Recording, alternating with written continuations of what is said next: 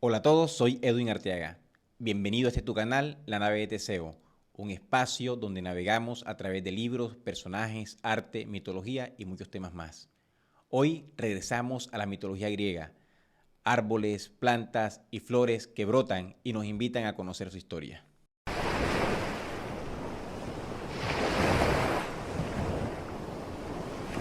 Algunas personas me han cuestionado acerca de la importancia de estudiar la mitología. Y podríamos dar muchas respuestas con relación a eso. Una respuesta quizás filosófica, y es decir, que estudiamos mitología porque nos muestra la búsqueda de la humanidad para poder comprender lo conocido y lo desconocido.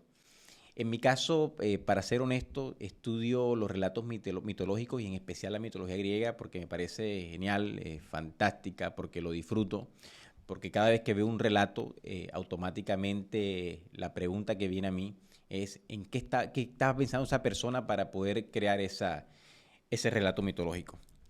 Hoy hablaremos varios temas, en especial tiene que ver con la vida vegetal en la mitología griega. Vamos a ver unos relatos y en especial cómo estos relatos nos llevan al conocimiento de nosotros mismos. En la mitología griega encontramos una explicación para el nacimiento de muchos árboles, plantas y flores, por ejemplo, del álamo, del laurel, incluso del plátano, del narciso, del jacinto y muchas otras más. Voy a hablar acerca del laurel en la mitología griega. Apolo es un dios que sobresale por tener un arco y una flecha. En la Ilíada, por ejemplo, siempre cuando habla de Apolo, dice Apolo, el que hiere de lejos, viene de haber obtenido una gran victoria. Ha derrotado a la serpiente Pitón. Cuando regresa a esa victoria se encuentra con Eros. Eros es una deidad, son hermanos, por así decirlo, y también usa un arco y también usa flechas. Pero la euforia de esta victoria hace que Apolo ofenda a Eros y le dice que se dedique más bien a tener una antorcha. Eros, enojado, decide tomar venganza y le dice, aunque tú puedas herir de lejos, no obstante mi flecha te alcanzará a ti, y diseña un plan para vengarse de Apolos. Ese plan consiste en que Eros lanza una flecha al corazón de Dafne. Dafne es una ninfa. En la mitología griega las ninfas son unas deidades femeninas inferiores. O sea, no son inferiores porque sean femeninas. Son deidades inferiores porque habitan en lugares silvestres, normalmente en estanques, en bosques, etc. Dafne es una ninfa y lo que hace Eros es lanzar una flecha de plomo hacia Dafne y esa flecha de plomo lo que hace es generar el rechazo.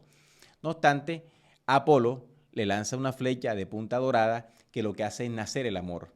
Esto lo que hace es que Apolo se enamore de Dafne, la busque, la persigue, pero Dafne es una ninfa que anda libre, que no quiere matrimonio, que lo que hace es disfrutar el bosque, la naturaleza, correr, y comienza a oír del dios, pero Apolo, que es un dios mucho más fuerte, lucha por alcanzarla, y en ese momento Dafne ruega a su padre que le quite aquello que hace que Apolo la persiga, y lo que hace su padre en ese caso, lo que le quita es su belleza, y mientras ella está huyendo de Apolo, en ese momento sus pies se van convirtiendo en raíces, su cuerpo se va convirtiendo en tronco y sus cabellos se van convirtiendo en hojas. Y esto es lo que hace que Dafne se transforme en el laurel. Y esta es la explicación que da la mitología griega acerca de dónde surge el laurel. Apolo abraza a Dafne, en este caso al laurel, y aunque sabe que tiene vida, ya ha adquirido una forma en la cual él no la va a poder acceder. De esta manera, lo que hace Apolo es convertir en el laurel en su árbol favorito. Por eso es que ustedes ven, cuando vean una imagen de Apolo, no solamente encontramos el arco, la flecha, sino también el laurel sobre su cabeza. Y es este el laurel que se utiliza, que ha sido utilizado históricamente para ponerlo sobre la cabeza de reyes, incluso de emperadores, de deportistas, de poetas, porque es un símbolo de gloria dentro de la mitología griega.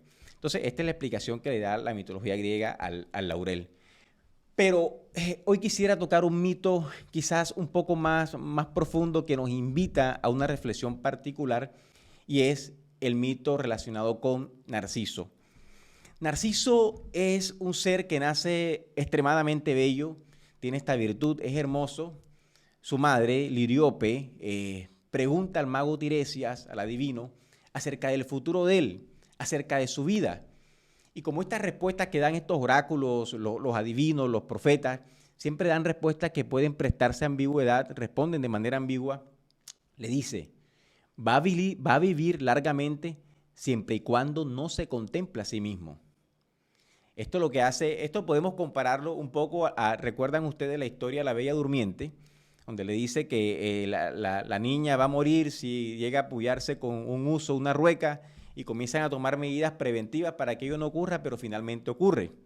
En este caso es como entonces medidas como quitemos los espejos, trayendo aquí, haciendo un anacronismo, exagerando un poco, pero esta es la respuesta que da Tiresias.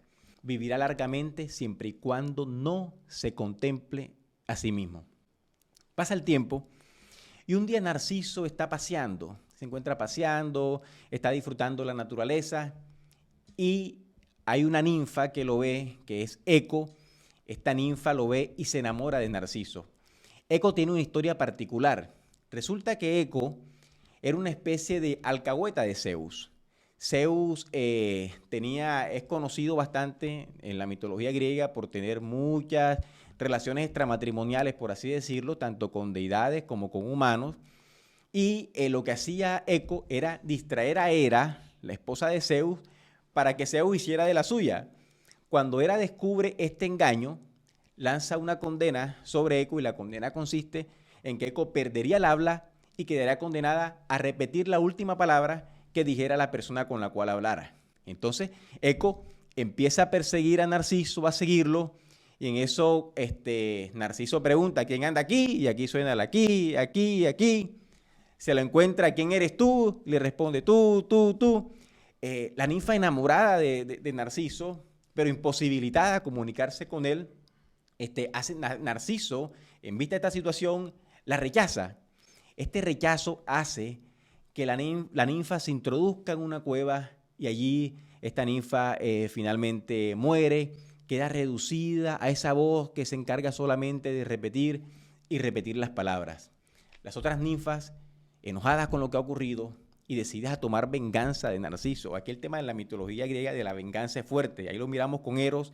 Cuando los dioses se vengan de manera inmisericordia y no tienen que ver las consecuencias de sus venganzas. Hace que Narciso finalmente se cumpla. Lo que dice Tiresias es que Narciso en el estanque, en las aguas, se mira y contemplándose a sí mismo, idiotizado en esa contemplación, finalmente buscando esa imagen que no es otra cosa que su propia forma, se ahoga y muere. Y en el lugar donde muere nace una flor y esa flor es el narciso. Este relato tiene mucho significado. Lo conmovedor de este relato es que nos habla acerca de, al final, lo que se resume toda filosofía y toda corriente del pensamiento, que es acerca del conocimiento de nosotros mismos. Pero fíjense algo, Narciso, podríamos decir que Narciso en realidad no se conoció, Narciso se contempló. Y es diferente conocerse a contemplarse, porque lo que hizo Narciso fue contemplarse como un objeto en lugar de conocerse como un sujeto. Lo que hizo fue contemplarse, mirarse como un objeto, solamente distraerse en su aspecto exterior y de esta forma quedar completamente idiotizado.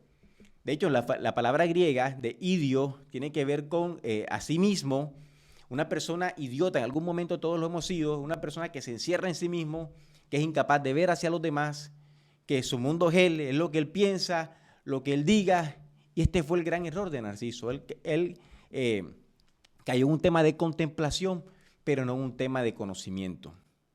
Esto del mito de Narciso tiene una explicación práctica, incluso en la ciencia. El psicoanálisis lo ha utilizado para hablar de esa patología, podríamos así llamarlo, que se llama el narcisismo. Es decir, las personas que se enamoran de sí mismas. De hecho, hay otros vocablos que han surgido de la expresión de Narciso, como es el narcótico. Ese tema del narcótico, eso que produce ese efecto que nos emboba, nos distrae de la realidad, nos hace ver las cosas como no son, surgen de este concepto acerca del narcisismo.